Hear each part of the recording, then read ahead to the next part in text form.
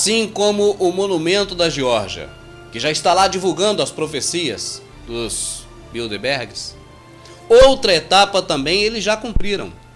Marcou o pontapé inicial para a criação da grande ordem mundial. Para um grande feito, Satanás requer um grande sacrifício. E o sacrifício que eles fizeram foram a matança coletiva do World Trade Center.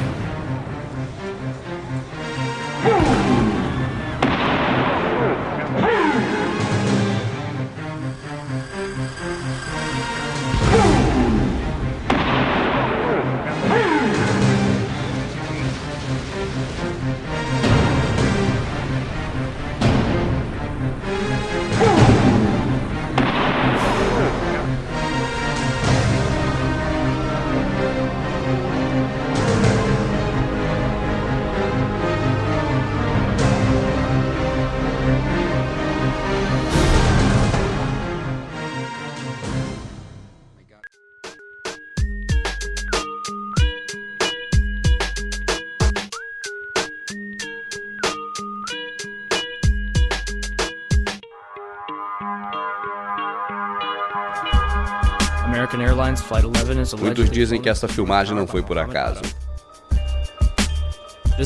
Este é o único vídeo conhecido do primeiro impacto, filmado por Julius Snowden. À primeira vista não parece valer muito. Entretanto, depois de uma análise de perto,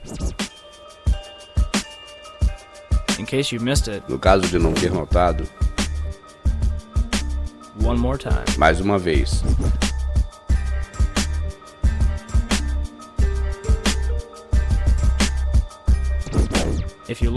se você olhar de perto, repare que a sombra do avião se mistura com o prédio depois que o flash ocorre.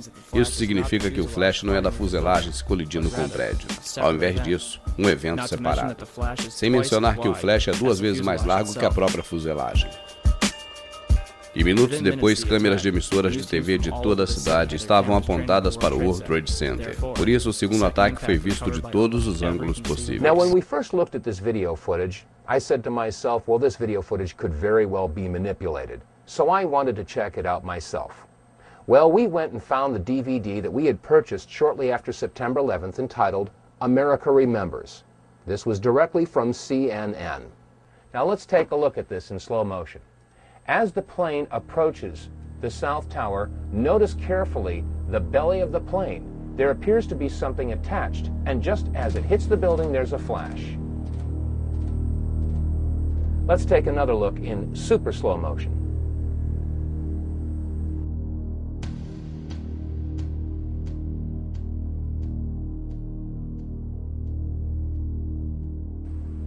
Let's look at this photograph that was taken near Ground Zero. On the right, we see the South Tower, and the smoke that's rising into the sky is emanating from the North Tower, which is completely hidden from view. On the left, just entering the field of vision of the camera, we see the plane just before it hits the South Tower. Note a couple of items here. The engine on the right wing has a shadow, and the shadow moves towards the front of the plane and off of the plane. So the anomaly that appears to be attached to the belly of this plane could not be caused by a shadow. Also note that the item that appears to be attached to the belly of this plane is on the right side. This plane has something that is not symmetrical on the bottom of the plane. Perguntados a respeito disso, os representantes da Boeing se recusaram a comentar, alegando ser de segurança nacional. Isso é como a parte de baixo de um Boeing 757 deveria se parecer. A filmagem seguinte foi tirada do documentário Why the Towers Fell, Por que as torres caíram. Ho, ho, ho. Traz de volta.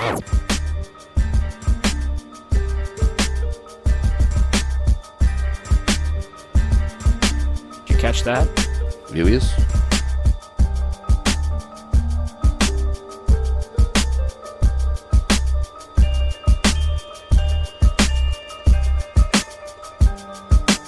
Um míssil é disparado segundo antes do impacto. Alguns dizem que o flash é o reflexo da fuselagem ao colidir com o Keep prédio. in mind that if you hold a mirror in your hand and reflect the sun's rays, that reflection only goes where you aim that reflection. So a reflection should only be seen from one particular angle. Let's take a look at this event. O flash também é visível na filmagem de Evan Fairbanks, Jennifer Spell, CNN. Se você olhar as fotos daquele dia sobre qualquer coisa que tenha batido no Pentágono, não machucou o gramado. Se o voo 77 tivesse batido e escorregado para dentro do Pentágono, deveria se parecer com isso. Ao invés disso, se parece com isso, sem um único arranhão no gramado. Porque os danos do Pentágono são completamente inconsistentes com o acidente de um Boeing 757. Se um Boeing tivesse batido no Pentágono a toda velocidade, as asas seriam lançadas para fora, enviando a fuselagem para dentro do prédio. Por que não há traços das asas do lado de fora? Na verdade, porque não há nenhum pedaço do avião. Nenhuma poltrona, motor, estabilizador vertical, nada. 100 toneladas de titânio, aço, alumínio, sumiram. Os aviões que bateram no World Trade Center deixaram marcas bem contornadas de um avião comercial. Por isso, esperamos algo parecido com o Pentágono. Essa foto foi tirada antes da cobertura do prédio cair. O único dano deixado na parede externa do Pentágono é um simples buraco de aproximadamente 5 metros de diâmetro. Querem que acreditemos que um Boeing 757, pesando quase 100 toneladas, desapareceu nesse buraco, sem deixar nenhum destroço do lado de fora? Vamos dizer que a fuselagem causou esse buraco de 5 metros. Por que não há danos causados pelas asas ou pelos estabilizadores verticais? Ou das turbinas que foram arremessadas dentro do edifício? Por que as janelas próximas estão completamente intactas?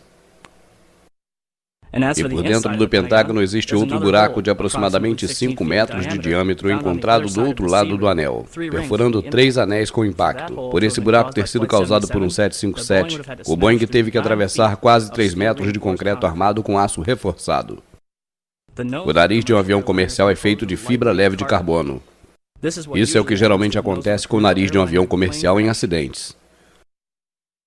Se o nariz causou esse buraco, por que não há vestígio dele? How does a 757 fit into a 16-foot hole and leave no damage or wreckage on the outside of the Pentagon? These are questions that deserve serious scrutiny.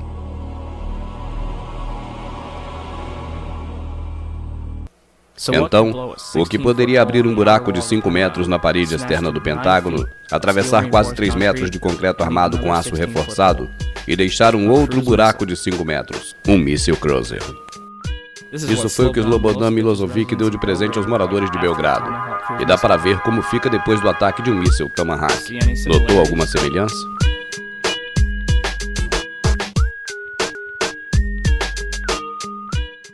Câmeras de segurança de um posto de gasolina próximo ao Hotel Sheraton gravaram tudo.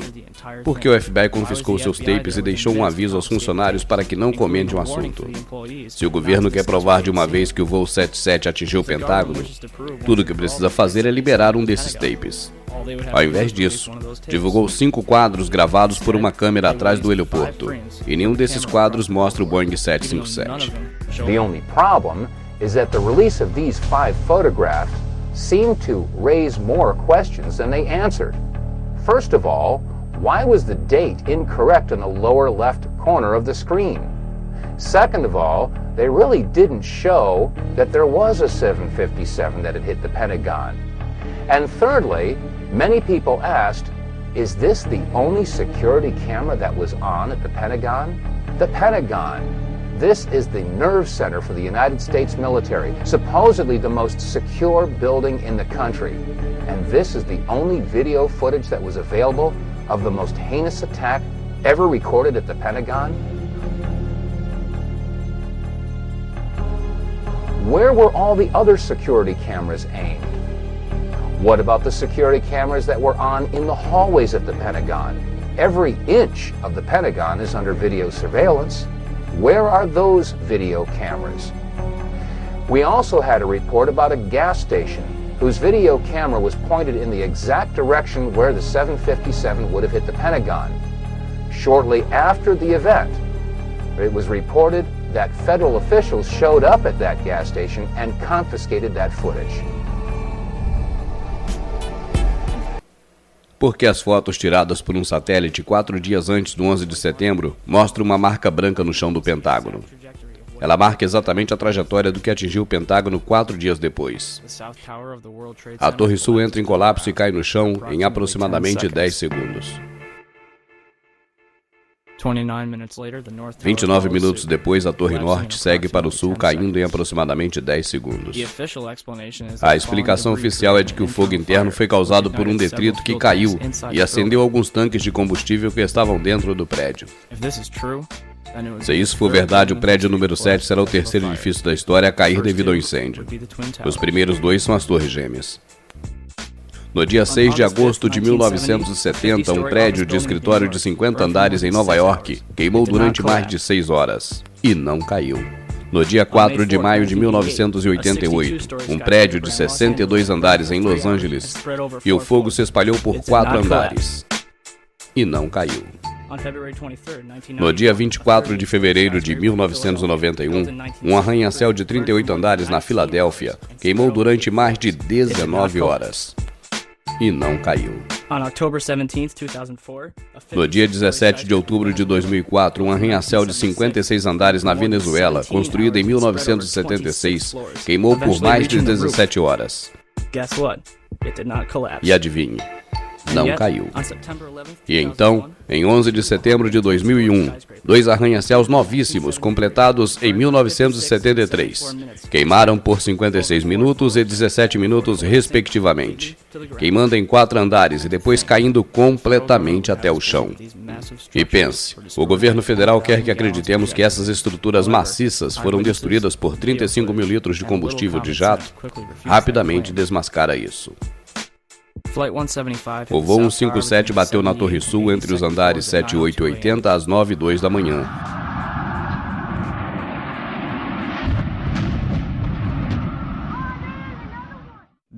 E se enterrou no canto do sudeste.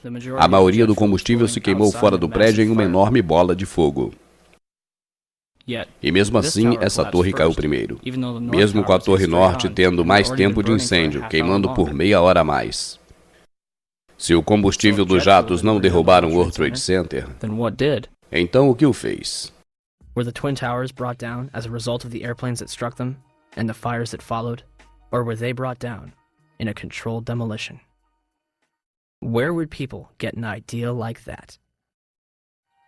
Pancake theory, according to which the fires, while not melting the steel, heated it up sufficiently to cause the floors weakened by the airplane strikes to break loose from the steel columns, and this started a chain reaction. So you would expect then from that theory, which is the official theory, to see a whole stack of floors piled up on top of each other and then a spindle of core columns standing too. The core of each of the Twin Towers consisted of 47 massive steel columns. If the floors had broken loose from them, these columns would have still been sticking up into the air 1,000 feet.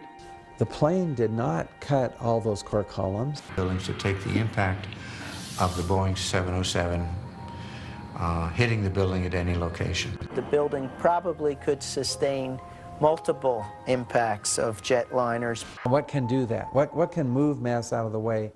Explosives.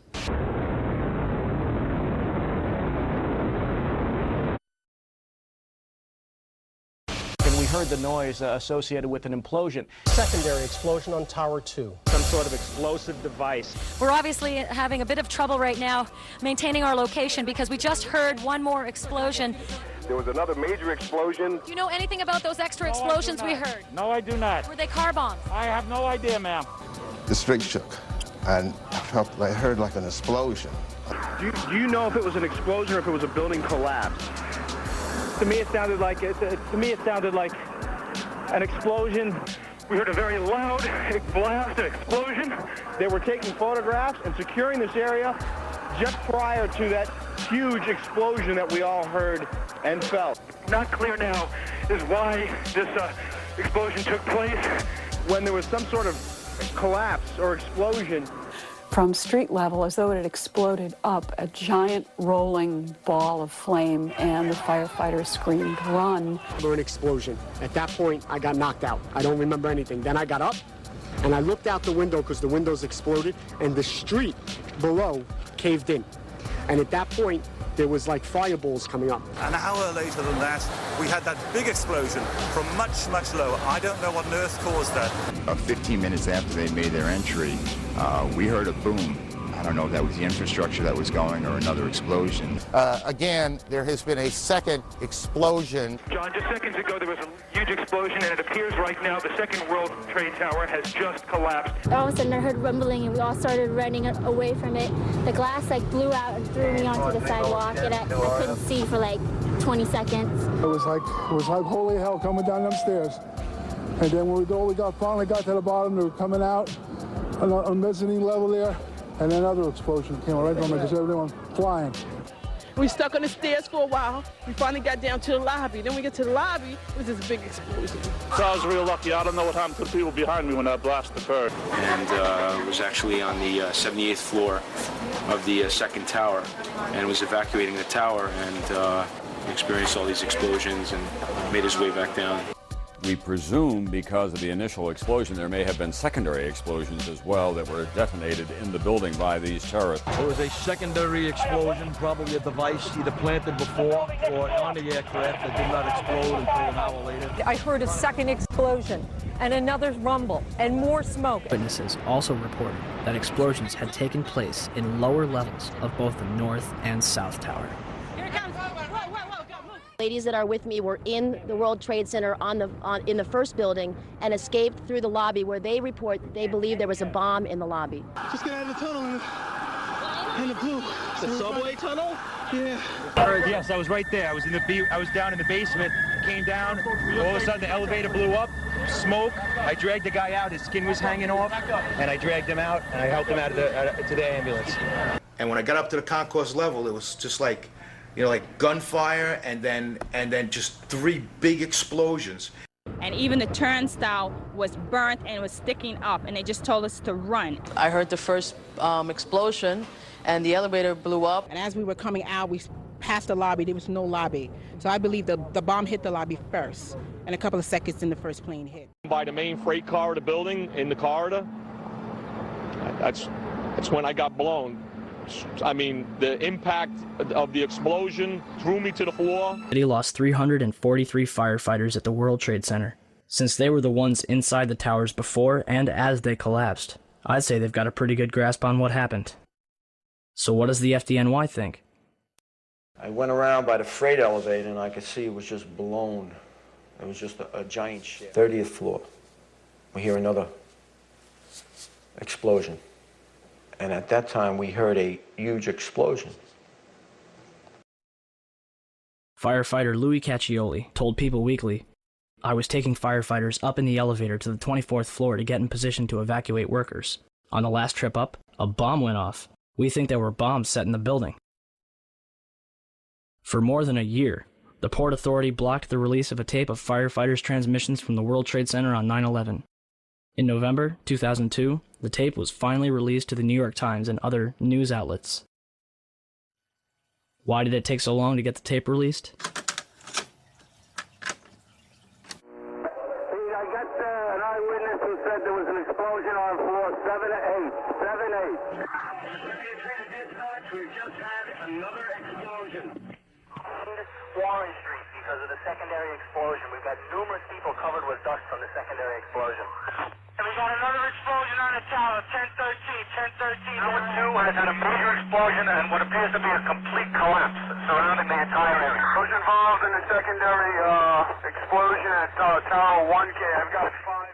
You heard a big explosion before the building fell? I saw it as it was happening, and it sounded as if you had 100 of those little black cat firecrackers and you lit them all off at once. That's what it sounded like. It sounded like the finale of the 4th of July over the East. One of the guys, he can tell you I'm okay, all right? Here, hold on. You want to call your mother or something? supposed to be right now. You gotta get back from here. You know that, You all gotta right. get back. All right. I know. The 4-1 should have taken a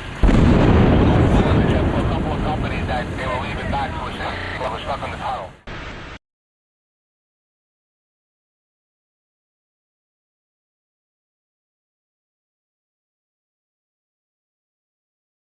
Of ammonium nitrate and cause local earthquakes between magnitude 1 and 2.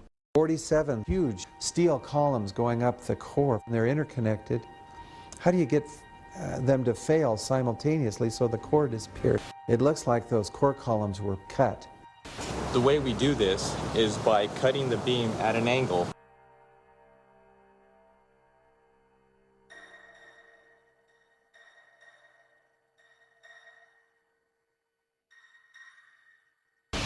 Do you still think that jet fuel brought down the World Trade Center?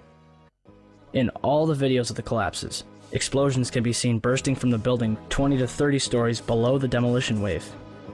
Here,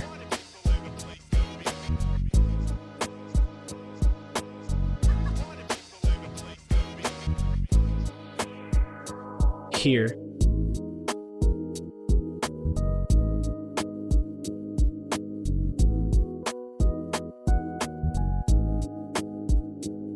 here,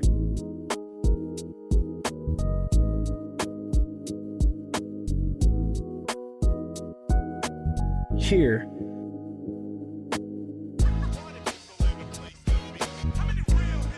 here,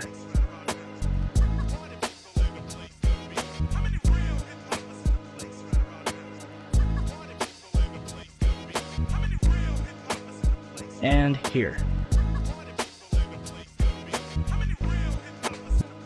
Etienne Sauret was filming her documentary, World Trade Center, the first 24 hours, and caught both collapses on tape. Watch carefully.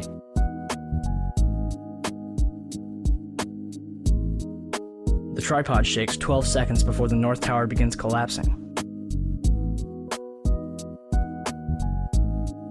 And something is knocked off the right-hand side of the building.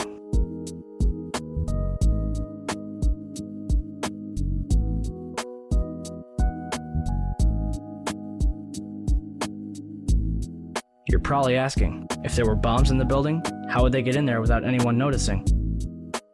Ben Fountain, a financial analyst who worked in the World Trade Center, told People magazine that in the weeks before 9/11, there were a number of unannounced and unusual drills where sections of both the Twin Towers and Building 7 were evacuated for security reasons. Daria Cord, a guard in the North Tower, told Newsday that security detail was working 12-hour shifts for 2 weeks before 9/11. But on Thursday the 6th, bomb-sniffing dogs were abruptly removed from the building. So who authorized all this? President Bush's brother, Marvin, was board of directors at Securicom from 1993 until fiscal year 2000. Securicom, now known as Stratosec, is an electronic security company backed by Kuwait American Corporation, which provided security for United Airlines, Dulles International Airport, and from the early 1990s up to the day of 9/11, the World Trade Center. Marvin is also the former director at HCC Insurance Holdings, which insured parts of the World Trade Center on 9/11. More information on this was supposed to be disclosed and never was. To date, the SEC has not revealed what they have learned. Sempre que essas evidências são apresentadas, as pessoas fazem as diferentes perguntas. A primeira é, se aviões diferentes foram usados, o que aconteceu com os originais? Infelizmente, não existe possibilidade de saber o que realmente aconteceu. Entretanto, se pudéssemos ver o conteúdo das caixas pretas dos aviões, se provaria se são os aviões originais. Um avião comercial carrega 2 caixas pretas diferentes. De acordo com o FBI, 7 das 8 foram danificadas, e não é possível repará-las. Resumindo, 7 caixas diferentes, feitas dos materiais mais resistentes conhecidos pelo homem, foram completamente destruídas e irreparáveis.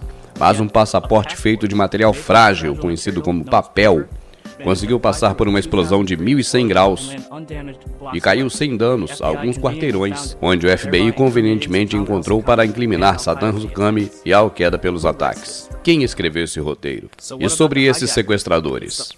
Pode parecer engraçado, mas pelo menos 9 ainda estão vivos. Walid Min Al-Shehri, um piloto da Saudi Arabian Airlines, vive em Marrocos.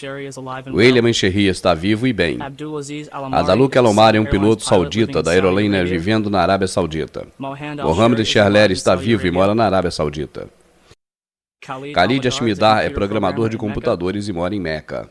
Salam Al-Shemi trabalha em Embu, na Arábia Saudita. Saed Al-Agami é piloto e vive na Tunísia. Ahmad Almi é supervisor da empresa aérea da Arábia Saudita. E, finalmente, Mohamed Atta. Seu pai disse ter recebido ligações dele no dia 12 de setembro de 2001. Ué, mas eu vi na TV o Bin Laden assumindo a culpa. Oh, sim, tá certo. A fita de confissão de Bin Laden. No dia 14 de dezembro de 2001, o governo divulgou um tape de um Bin Laden confessando ter feito os ataques de 11 de setembro, que dizem ter encontrado em uma casa em Kandahar, no Afeganistão. É certo que existem inúmeras coisas erradas nesse tape. Primeiro, o próprio tape é de qualidade muito baixa. Ah, tá. O velho truque da imagem de baixa qualidade que tanto usaram na farsa do Homem da Lua. Segundo, o homem do vídeo não se parece e não agem como Bin Laden. De acordo com a homepage do FBI, Osama Bin Laden é canhoto. E nesse vídeo, ele escreve uma nota com a mão direita. Sem mencionar que usa um anel de ouro e relógio, que são proibidos pelas leis islâmicas. Isso nunca foi mencionado pelo FBI em nenhuma descrição dele. Comparando esse vídeo com outras 4 fotos de Bin Laden, ninguém vê um problema aqui?